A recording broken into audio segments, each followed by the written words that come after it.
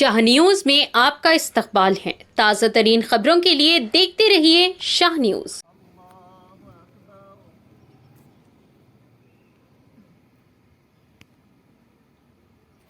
سمع اللہ لمن حمدہ ربنا ولك الحمد اللہ اکبر الله أكبر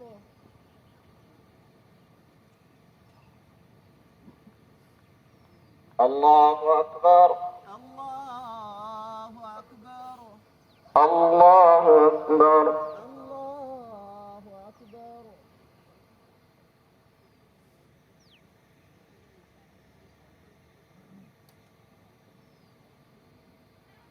اللہ اکبر الله أكبر اسلائی بھائی سفید درست کر کے اپنی اپنی جگہ بیٹھ جائیں۔ جس طرح کھڑے ہیں پلیز وہ بیٹھ جائیں جلدی جلدی۔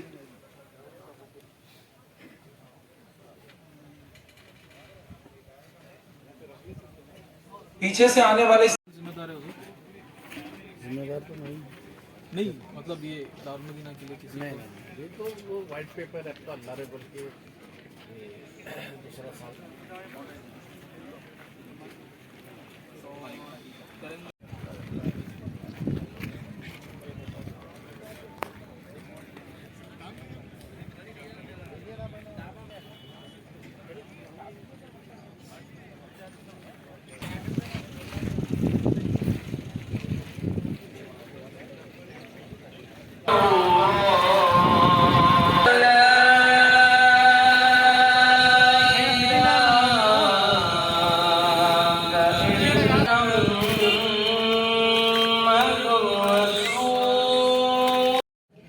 لیکن جب اس کے اعمال کو تولا جائے گا تو وہ دیکھے گا کہ اس کے گناہوں کا پلہ بھاری ہو گیا ہے۔ اب وہ پریشان کہ میرے گناہوں کا پلہ تو بھاری ہو گیا اور میرے نیکیوں کا پلہ تو ہلکا ہو گیا، ہائے اب میرا کیا ہوگا؟ اب تو عنقریب مجھے جہنم کی طرف جانے کا حکم دے دیا جائے گا۔ وہ اسی عالم میں پریشان، شرمندہ، کبھی ادھر دیکھے کبھی ادھر دیکھے، اسی عالم میں پریشانی کے عالم میں وہ اپنا فیصلہ سننے کا انتظار کر رہا ہے۔ لیکن اسی دوران وہ کیا دیکھتا ہے؟ ایک بزرگ اس کے میزان عمل کے پاس آتے ہیں اور اس کے نیکیوں کے پلے میں ایک چھوٹا سا پرچہ رکھ دیتے ہیں۔ وہ چھوٹا سا پرچہ رکھنا تھا کہ اس کی نیکیوں کا پلہ بھاری ہو جائے گا، یعنی وہی نیکیوں کا پلہ جو بالکل ابھی ہلکا ہو گیا تھا، لیکن جیسی وہ بزرگ اپنے ہاتھ سے وہ پرچی رکھیں گے فوراً اس کی نیکیوں کا پلہ بھاری ہو جائے گا اور یوں اس کی بخشش کر دی جائے گی اور اس کو جنت میں جانے کا مژدہ سنا دیا جائے گا۔ وہ شخص دیکھے گا یہ اچانک سے کیا ہوا؟ ابھی تو میرے گناہوں کا پلہ بھاری ہو گیا تھا اور اچانک سے یہ میری نیکیوں کا پلہ بھاری ہو گیا، آخر یہ بزرگ ہیں کون؟ وہ ان سے پوچھے گا اے اللہ والے آپ کون ہیں؟ آپ نے مجھ پر اس خطرناک پوزیشن میں کرم فرمایا ہے، آخر آپ ہیں کون؟ وہ فرمائیں گے ارے تو مجھے نہیں پہچانتا؟ ارے کیا تو مجھے نہیں جانتا؟ میں وہی تو تیرا نبی ہوں جس کا تو کلمہ پڑھا کرتا تھا۔ ارے مجھے سید الانبیاء کے نام سے یاد کیا جاتا تھا، میں وہی تو ہوں جسے ساری کائنات کا سردار کہا جاتا تھا۔ ارے میں ہی تو وہ ہوں جس کا تو کلمہ پڑھا کرتا تھا، مجھے ہی تو محمد عربی صلی اللہ علیہ وسلم کہا کرتے تھے۔ اور یہ جو میں نے پرچی تیرے نام اعمال میں رکھی ہے، یہ وہی درود پاک کی پرچی ہے جو تو دنیا میں مجھ پر درود پاک پڑھا کرتا تھا، اور اسی درود پاک پڑھنے کی برکت سے آج تیری نیکیوں کا پلہ بھاری ہو گیا اور تیری بخشش کا سامان بن گیا۔ میرے پیارے پیارے اسلامی بھائیو، واقعی درود پاک ایک بڑا آسان عمل ہے۔ ہم پڑھتے ہیں صلی اللہ علی محمد، ہمارے کاندھوں پر اللہ نے جو فرشتے مقرر کیے ہیں وہ فوراً اس کو نوٹ کر لیتے ہیں کہ فلاں بن فلاں نے سرور کائنات صلی اللہ علیہ وسلم کی بارگاہ میں درود پاک پڑھا ہے، اس کو محفوظ کر لیتے ہیں۔ میرے پیارے پیارے اسلامی بھائیوں، دعوت اسلامی کے اس عظیم الشان اجتماع میں دور دراز سے تشریف لانے والے اے عاشقان رسول، اس اجتماع کی ایک بہت اہم خصوصیت یہ دیکھیں گے کہ یہاں آپ کو بار بار درود پاک پڑھنے کا موقع ملے گا۔ یہ خصوصیت ہے دعوت اسلامی کے اجتماعات کی۔ آپ یہاں بیٹھیں گے، آپ کی زبان پر ذکر نبی جاری رہے گا، بار بار آپ کو درود پاک پڑھنے کا موقع ملے گا۔ تو کیوں نہ ہم بھی اپنی بخشش کا سامان کریں۔ اور کیا علامہ حسن نے کہا ہے، بڑا پیارا شعر، نارمل حالات ہو لیکن اگر مصیبت کے معاملے ہوں اس وقت ان کو یاد کیا جائے تو پھر تو ان کے کرم کی بات نہ پوچھو۔ مصیبت میں جب لیا ہوگا تمہارا نام، مصیبت میں جب لیا ہوگا ہمارا بگڑا ہوا کا بن گیا ہوگا۔ اور قیامت کے دن عزیز بچ کو ماں جس طرح تلاش کرے، قیامت کے دن ماں جس طرح اگر دنیا میں اس کا کوئی اکلوتا بیٹا ہو اوپر گم جائے، غائب ہو جائے، ماں کس طرح پریشان ہوتی ہے، اس کی آنکھوں کی نیند اڑ جاتی ہے، اس کی دل میں اللہ حسن بیان کرتے ہیں، عزیز بچ کو ماں جس طرح تلاش کرے، قسم خدا کی وہی حال، قسم خدا کی وہی حال آپ کا ہوگا۔ پڑھی درود پاک، اللہم صلی علی سیدنا۔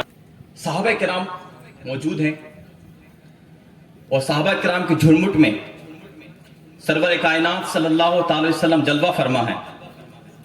اچانک ایک شخص آتا ہے اور کہتا ہے، اے محمد بن عبداللہ، آپ پر میرا جو قرض ہے اس کو واپس کیجئے۔ پہلے حقیقت حال میں بیان کر دوں، ایک یہودی شخص تھا، اس کا نبی کریم صلی اللہ علیہ وسلم پر کچھ قرض تھا، لیکن ابھی جو قرض کی جو ٹائمنگ تھی اس میں 2 دن باقی تھے، لیکن پتہ نہیں اس کو کیا ہوا تھا، وہ ٹائم سے پہلے ہی آ کر کے باغ رسالت میں حاضر ہوتا ہے اور مطالبہ کرنا شروع کر دیتا ہے کہ محمد بن عبداللہ، وہ اپنے انداز میں بات کر رہا تھا کہ آپ میرا قرض واپس کیجئے، میرا جو آپ پر حق آتا وہ آپ میرا حق ادا کیجئے۔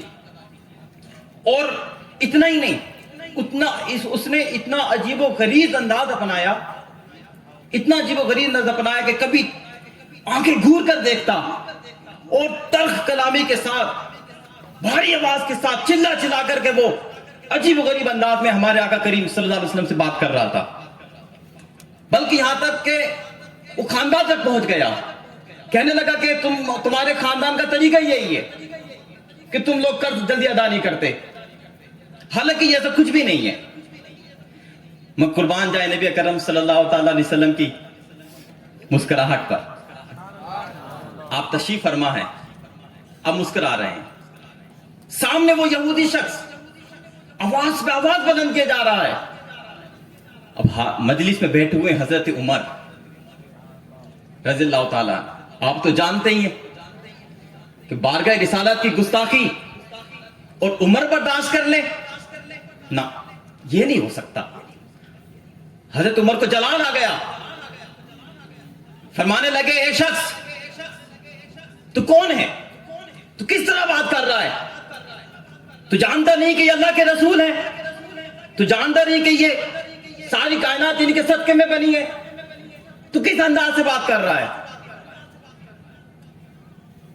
और अब जलाल में हजरत उमर भी उसको तेज आवाज में बोलते हैं, कहते हैं ये शख्स अगर रसूलुल्लाह सल्लल्लाहु अलैहि वसल्लम का अदब माने ना होता, अगर हुजूर करम सल्लल्लाहु अलैहि वसल्लम के अदब के लिहाज ना होता तो मैं अभी और इस वक्त तुम्हारी गर्दन उड़ा देता।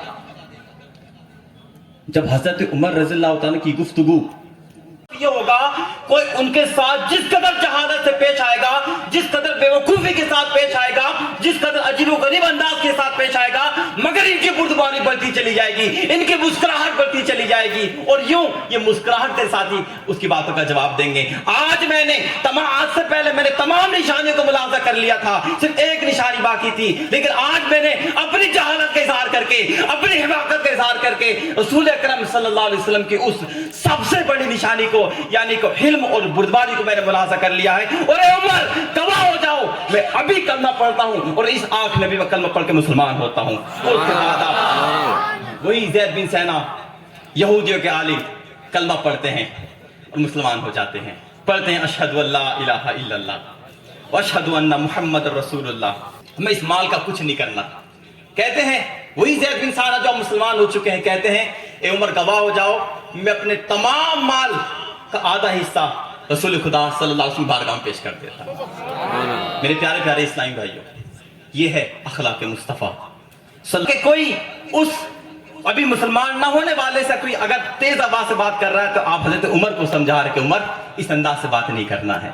मेरे प्यारे इस्लामी, काश हम भी दावत इस्लामी के इस इज्तिमा के जरिए सबक लेकर के जाएं, ये हम सीख करके जाएं। कोई अगर हमारे सामने अजीब गरीब अंदाज से बात करता है तो याद रखिए, फार्मूला तो आप जानते हैं, आपको आग से नहीं बुझाया जाता, आपको पानी से बुझाया जाता है।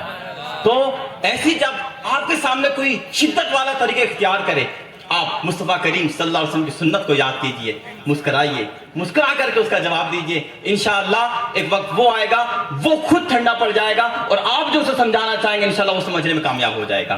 पढ़िए दुरूद पाक, अल्लाहुम्मा सल्ली अला सय्यिदिना मौलाना मुहम्मद व बारिक वसल्लम, सलातु व सलाम अलैहि या नबी। मिलकर बोले सबसे आखिरी नबी मुहम्मद मुज्तबा,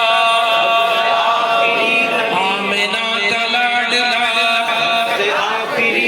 आमिना का लाडला, सबसे आखिरी मुहम्मद मुस्तफा, सबसे आखिरी नबी मुहम्मद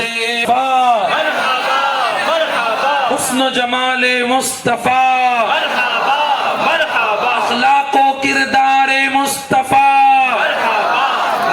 औसाफे मुस्तफा, मरहबा सद मरहबा।